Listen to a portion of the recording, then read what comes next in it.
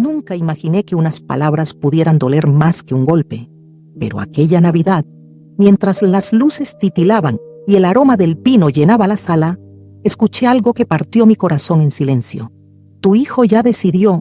Tú solo estás estorbando en esta casa. Así, sin temblarle la voz, Isabela, mi nuera, lanzó la frase como si fuera una sentencia. Y no fue ella lo que más me dolió, sino ver a mi hijo Efraín parado detrás de ella, sin defenderme, con los ojos clavados en el suelo como si yo fuera un peso del que no sabía cómo librarse. Y ahora que estás aquí escuchando mi historia, quiero que sepas algo. Ninguna madre está preparada para convertirse en un estorbo en el hogar que ella misma construyó con amor. Si este tipo de historias te conmueve y te hace reflexionar sobre la vida y la familia, te invito a suscribirte al canal, porque aquí contamos relatos que tocan el alma y transforman el corazón. Mi nombre es Amalia Serrano, tengo 68 años y vivo en la tranquila ciudad de Montelumbre, un lugar que siempre fue sinónimo de paz, hasta que el desprecio entró por mi puerta disfrazado de convivencia familiar. Pero para que entiendas cómo llegamos a aquella noche amarga de Navidad, necesito llevarte unos meses atrás, cuando todo empezó. Era octubre cuando Efraín me llamó para decirme que él y Isabela no podían seguir viviendo en su casa por unas reformas inesperadas. Mamá, ¿podemos quedarnos contigo unas semanas?, me preguntó con esa voz que siempre me enternecía. Y yo, como cualquier madre, dije que sí sin pensarlo dos veces. Lo recibí con los brazos abiertos. Preparé su habitación, limpié la casa entera. Dejé todo listo para que se sintieran cómodos. Nunca imaginé que, al hacerlo, abriría también la puerta a un veneno lento que Isabela empezaría a gotear día a día. Las primeras semanas fueron cordiales, aunque frías. Isabela me observaba constantemente, no con curiosidad, sino con una impaciencia silenciosa, como si yo respirara demasiado fuerte o caminara en el lugar incorrecto. Amalia, ¿podrías no dejar tanto olor a comida?, me dijo una mañana. Prefiero que no muevas mis cosas en la cocina. Efraín necesita descansar. Quizá podrías hablar más bajito. Eran frases suaves, pero cargadas de intención. Yo tentaba ignorarlas, diciéndome a mí misma que era solo estrés, cansancio, convivencia temporal. Pero con el paso de los días, fui entendiendo que ella no estaba solo visitando mi casa. Quería territorio, control, espacio. Y en ese espacio yo sobraba. Lo que nunca imaginé fue que la Navidad, fecha que siempre simbolizó unión, amor y perdón, sería el escenario en el que mi nuera revelaría lo que realmente pensaba de mí, y que mi hijo no haría nada para evitarlo. Dicen que convivir revela el verdadero rostro de las personas y ahora entiendo por qué. No fue de un día para el otro. Fue un desgaste lento, como una cuerda que se tensa hasta romperse sin que nadie note cuando empezó a fracturarse. Las mañanas en mi propia casa comenzaron a sentirse ajenas. Yo me levantaba temprano, como había hecho toda mi vida, pero ahora cada ruido parecía molestar a alguien.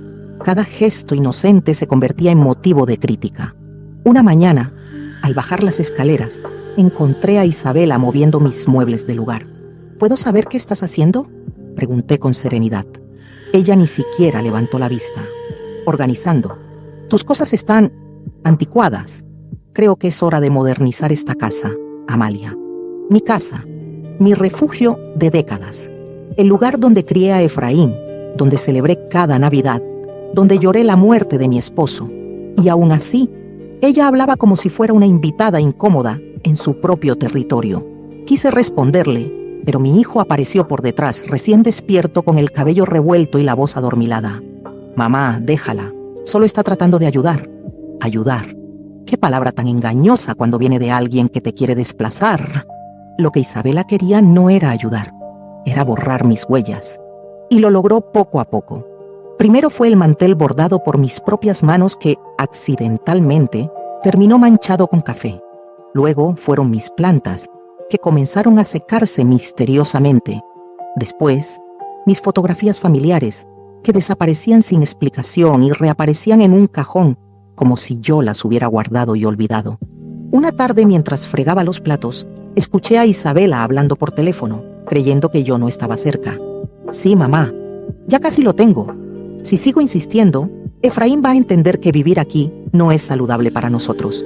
Esta casa es un estorbo. Todo es viejo, incómodo. Y su madre, bueno, ya sabes. Me quedé en silencio. No lloré. No hice ruido. Solo respiré hondo, tragándome las palabras que quemaban mi garganta. Efraín, él también lo pensaría. Que todo lo mío era viejo, inútil, pasado. Aquella noche lo esperé en la sala para hablar. Hijo, ¿estás seguro de que están cómodos aquí? No quisiera ser una carga. Él soltó un suspiro largo, como si la pregunta lo incomodara. Mamá, solo queremos calma, ¿sí? No hagas todo un drama. Drama. Así definió mi preocupación. Pero lo peor vino cuando me dijo: Isabela cree que deberías considerar mudarte a un apartamento pequeño. Dice que una casa tan grande puede ser peligrosa para ti a tu edad. A mi edad, fue la primera vez que me sentí invisible ante él, como si mi vida ya estuviera archivada. Esa noche, cerré la puerta de mi habitación con cuidado. Miré mi reflejo en el espejo y me pregunté algo que nunca había preguntado antes. ¿Cuándo dejé de ser parte de la vida de mi hijo y me convertí en un estorbo? Pero lo peor aún estaba por llegar, porque Navidad se acercaba, y con ella, el momento exacto en que Isabela mostraría su verdadero plan. Los primeros días de diciembre siempre fueron mis favoritos. Desde que Efraín era pequeño, decorar la casa era un ritual sagrado para nosotros. Luces en la ventana, el árbol en la sala, el pesebre que había heredado de mi abuela. Cada pieza guardaba un recuerdo, una historia, una emoción. Pero ese año, la Navidad llegó sin brillo. Una tarde, bajé al sótano para buscar las cajas con los adornos. Cuando subí, emocionada por poner el árbol como todos los años, encontré a Isabela sentada en el sofá, mirando su celular.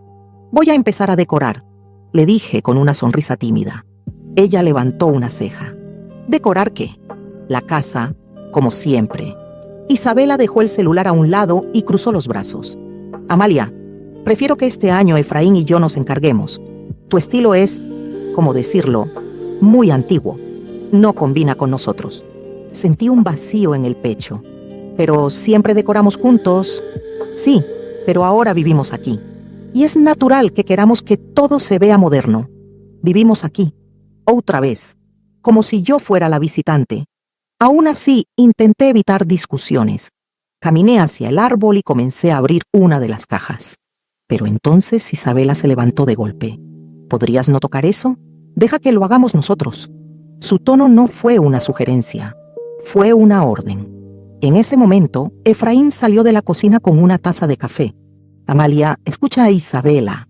Ella solo quiere que la casa se vea bonita para Navidad, como si yo no supiera hacerla bonita durante décadas». Esa noche, ellos decoraron el árbol sin mí. Escuché sus risas desde mi habitación, mientras las luces titilaban al otro lado de la puerta. Era la primera Navidad en toda mi vida en que yo no ponía una sola esfera en el árbol de mi hogar. Los días siguientes fueron aún peores. Cada vez que yo intentaba participar, Isabela encontraba la manera de dejar claro que yo sobraba. Una mañana, mientras barría la sala, Isabela llegó con una bolsa llena de objetos. «¿Qué es eso?», pregunté. Ella sonrió, pero no era una sonrisa amable. «Regalos. Para mí, de tu hijo». Sacó una caja pequeña y me la mostró. «Un juego de llaves nuevas». «¿Llaves de qué?», pregunté sin entender. «De la casa», respondió con tranquilidad. «Efraín quiere que yo también tenga control total de todo. Es lo justo, ¿no?». Sentí una punzada en el estómago. «Llaves, de mi casa». Quise hablar con Efraín. Lo busqué en la tarde cuando regresó del trabajo. «Hijo, ¿por qué Isabela tiene un juego de llaves nuevas?». Él suspiró, molesto. «Mamá, ella vive aquí. No exageres». «Pero yo...». «Mamá, por favor, no queremos problemas en Navidad. No queremos problemas». Pero yo no había causado ninguno. Solo estaba existiendo. A mediados de diciembre la tensión ya pesaba como un abrigo mojado. Cada palabra parecía filtrarse a través de un juicio invisible. Cada gesto mío era malinterpretado. Una tarde escuché la conversación que confirmó mis sospechas. «Efraín, ¿cuánto más vamos a estar aquí?», decía Isabela. «Tu madre no entiende que ya es hora de que tenga su propio lugar. Ella está vieja, necesita cuidados, y nosotros no podemos vivir con esa carga».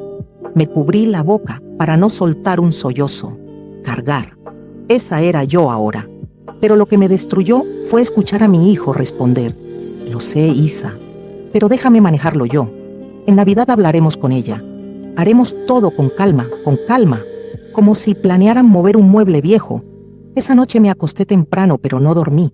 Miré el techo durante horas, sintiendo cómo algo dentro de mí empezaba a quebrarse, aunque yo me aferraba a la esperanza de que quizá, Efraín cambiara de idea. Me equivoqué, porque lo que Isabela haría en Nochebuena no solo no tendría calma, sería una herida abierta frente a toda la familia, una que jamás podría olvidar. La casa estaba llena de luces, pero no de paz.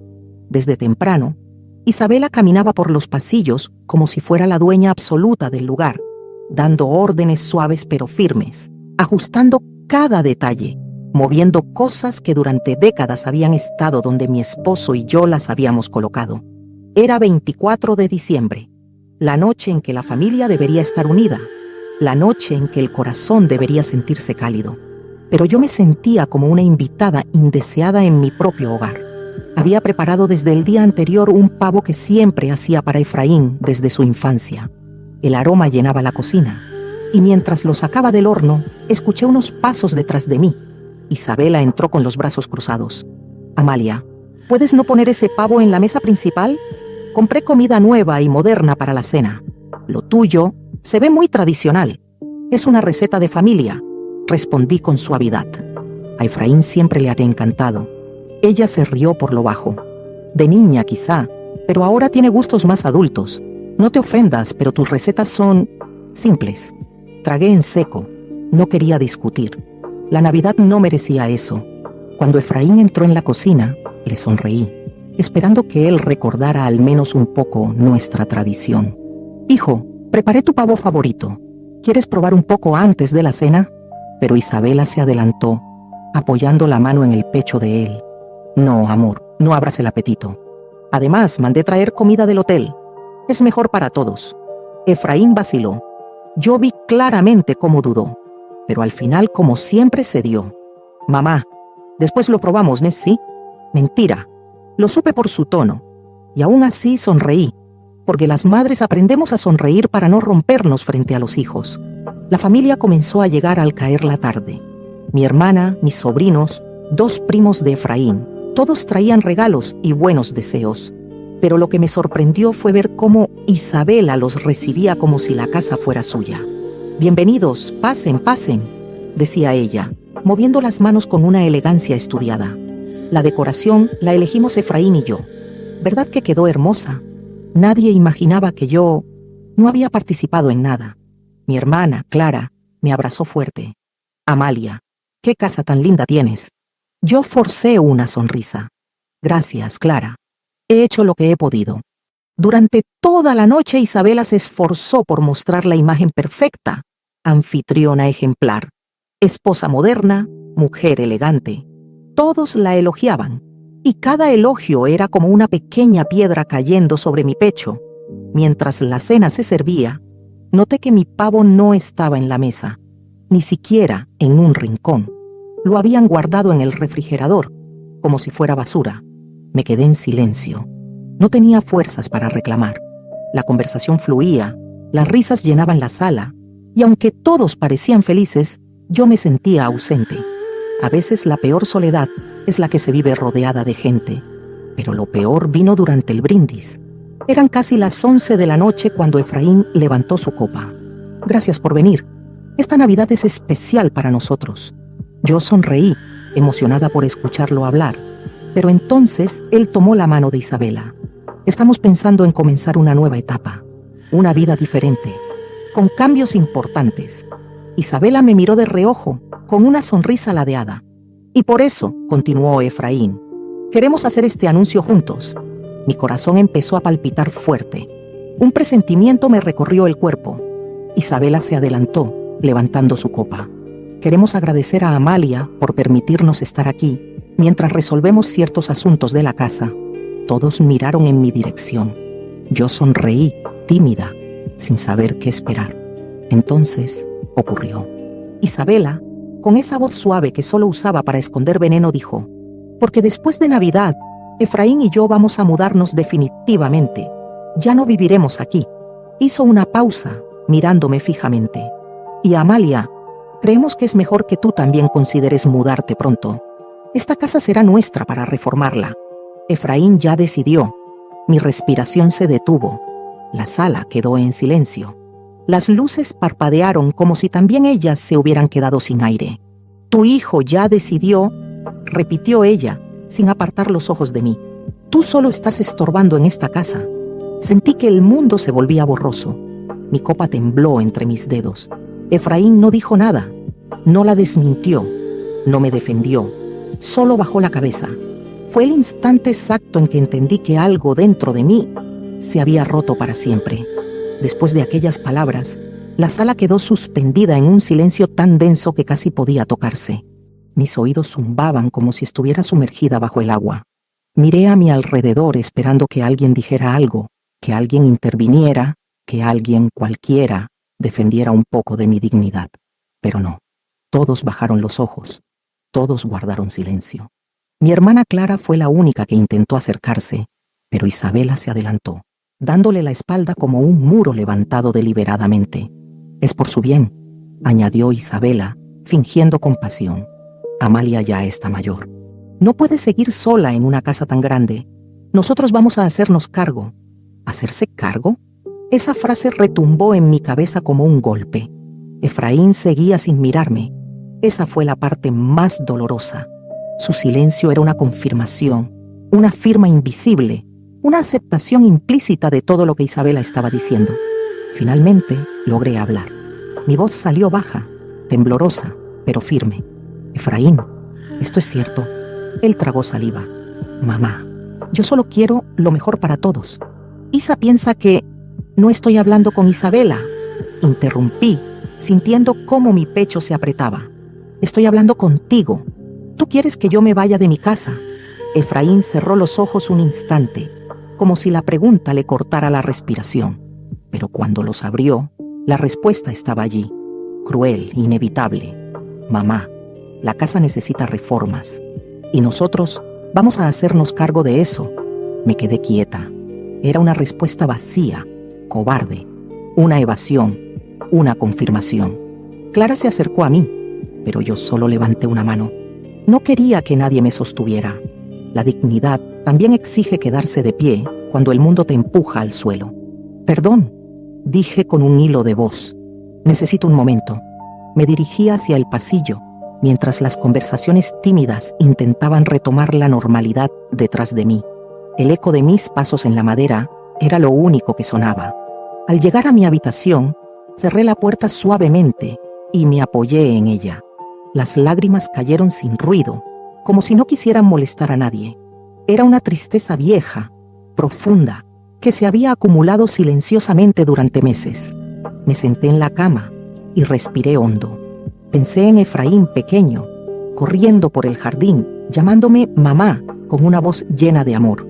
Pensé en mi esposo, en cómo él siempre decía que nuestra casa era el refugio de la familia, el lugar donde nadie se sentiría jamás rechazado. Y sin embargo, allí estaba yo, siendo expulsada por mi propio hijo. Después de unos minutos, alguien golpeó la puerta. No era Efraín. Ese golpe no tenía amor. Era seco, impaciente.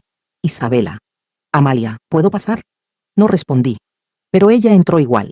Su rostro estaba compuesto, sin rastro de culpa.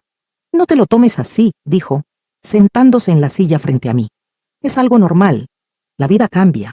Las personas deben adaptarse. ¿Adaptarme a qué? Pregunté sin levantar la voz. A que ya no eres la prioridad de tu hijo.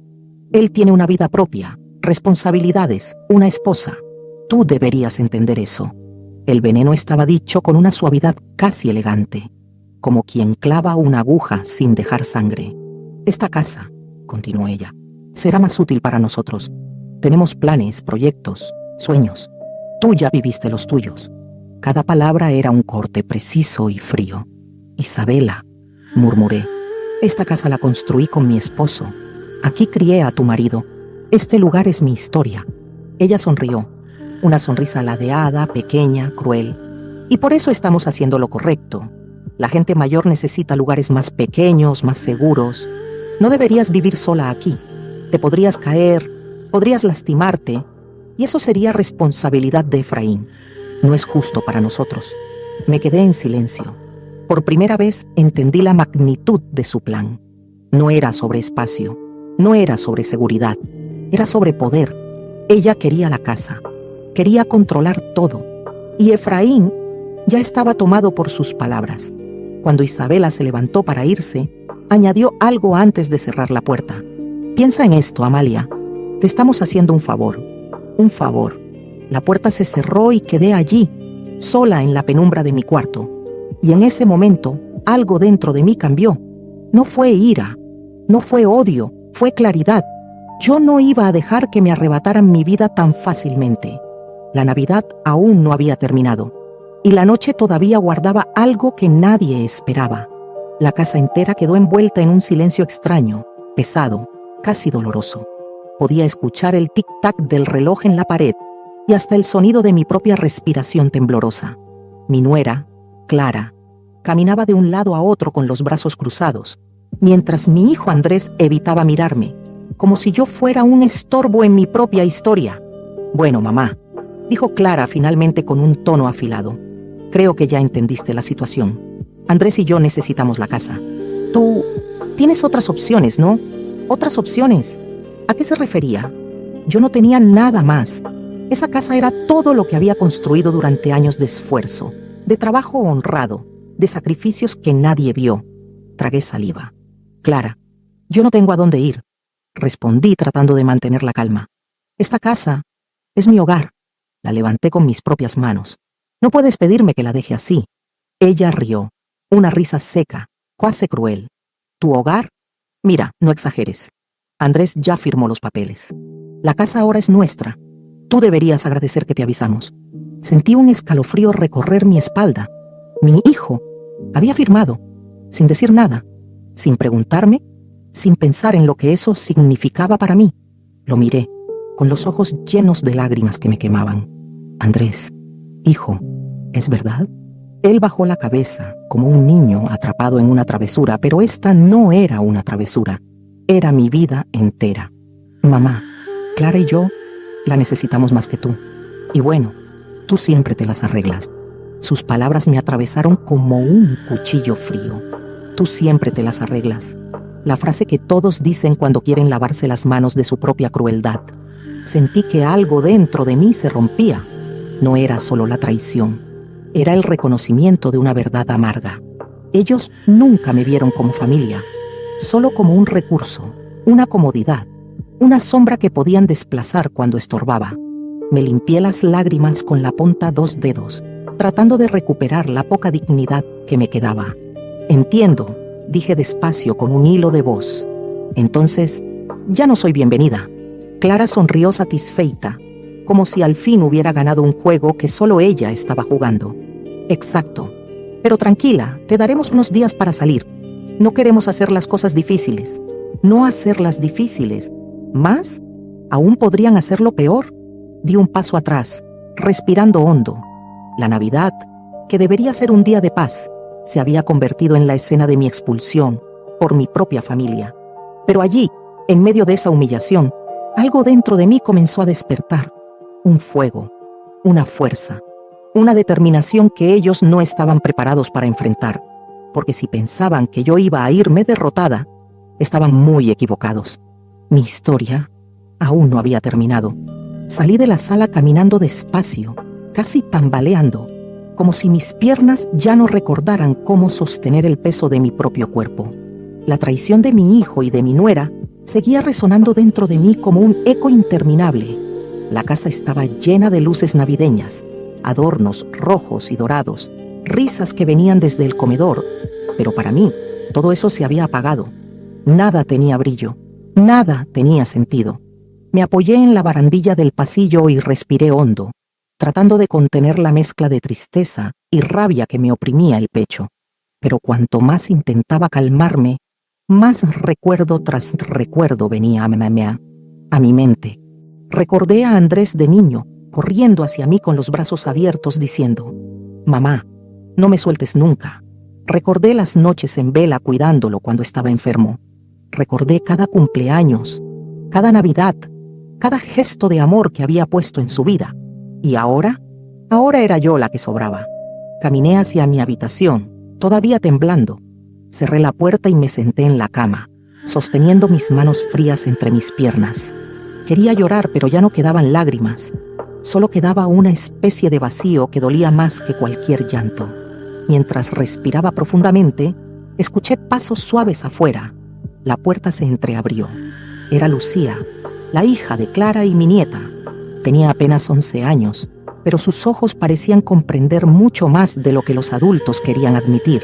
«Abuela», susurró, «¿por qué estás triste?»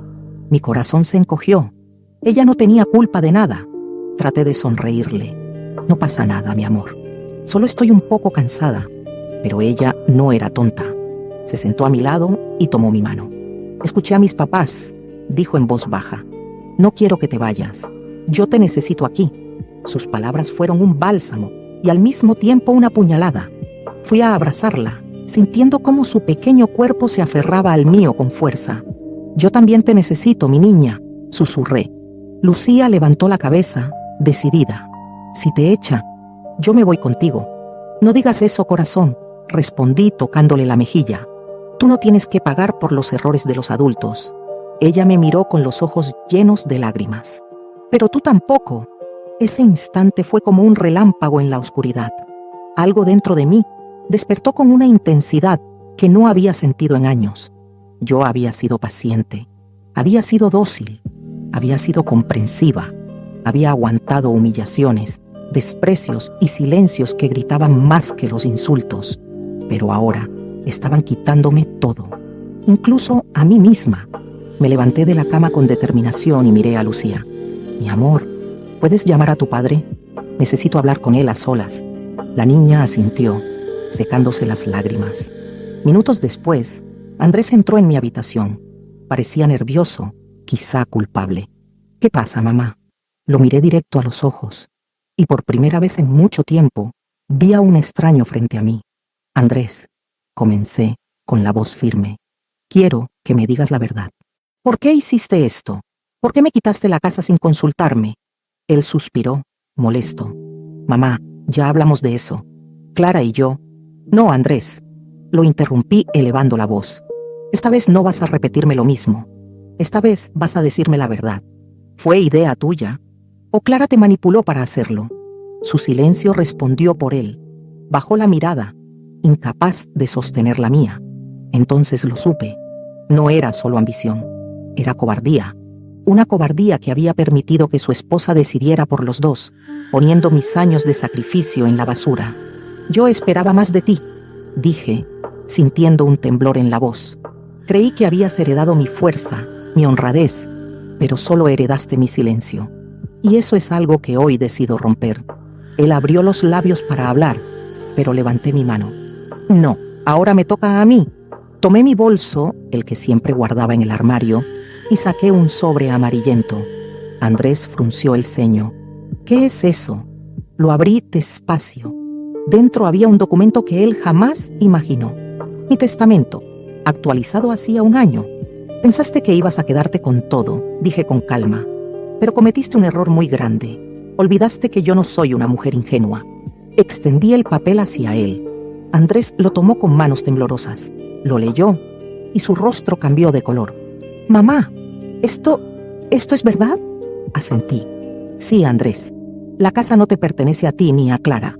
Te lo dije muchas veces, esa casa es mi vida. Y como es mi vida, decidí protegerla.